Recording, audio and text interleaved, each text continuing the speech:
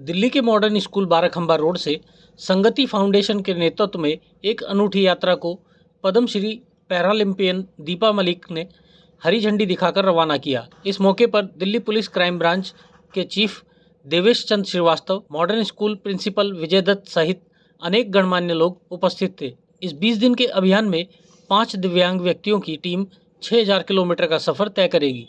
विशेष रूप से अनुकूलित स्कूटी और बाइकों पर जो व्हीलचेयर के रूप में डिजाइन की गई हैं। इस ऐतिहासिक यात्रा का संचालन और नेतृत्व संगति फाउंडेशन के संस्थापक सुधीर धीर कर रहे हैं, जो स्वयं दिव्यांग है। सुधीर धीर ने सह संस्थापक अलका सेलेट अस्थाना के साथ मिलकर संगति फाउंडेशन की स्थापना की, जो दिव्यांगजनों के अधिकारों और उनके सशक्तिकरण के लिए कार्यरत है।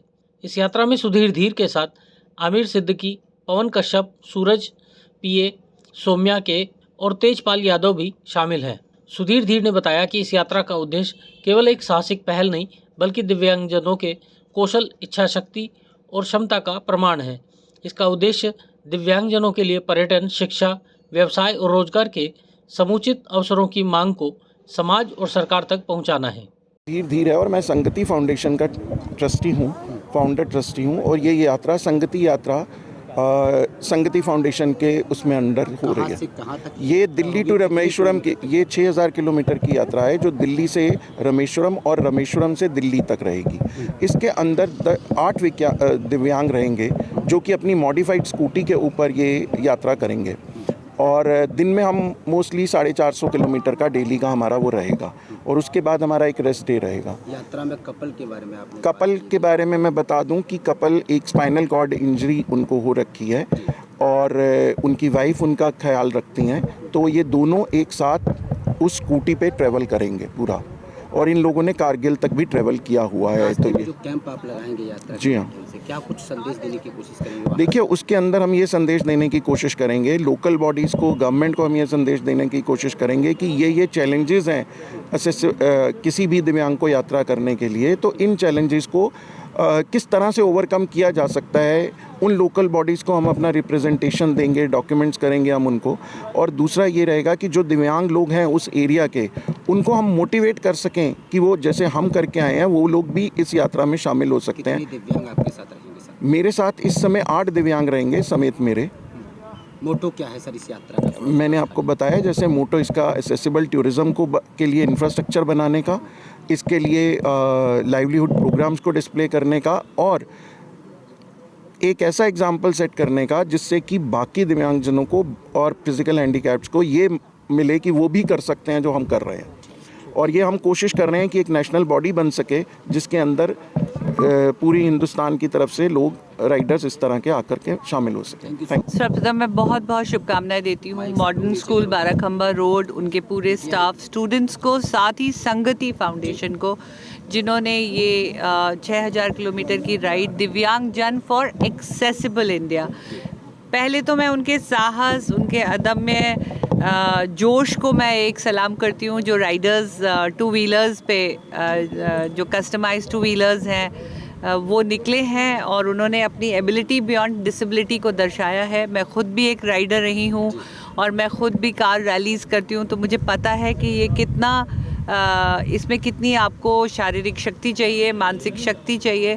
तो दिव्यांगजन का एक पूरे अपने देश से श्रीलंका के बॉर्डर तक एक ये मैसेज है कि जो इतनी खूबसूरत नीतियाँ आदरणीय नरेंद्र मोदी जी और उनकी सरकार ने हमारे दिव्यांगजनों के लिए बनाई हैं, जिसके अंदर हम सुगम्य भारत की बात करते हैं, तो सुगम्यता हमें 3 प्रकार की चाहिए। पहला, इंफ्रास्ट्रक्चर सुगम्य हो, जहाँ पर हर प्रकार की डिसेबिलिटी के लोग इक्वल अपॉर्चुनिटी के साथ आना जाना कर सकें, चाहे पब्लिक ट्रांसपोर्ट हो, पब्लिक बिल्डिंग्स हो, कम्युनिटी स्पेसेस हो, स्कूल्स हो, स्पोर्ट्स इंफ्रास्ट्रक्चर हो।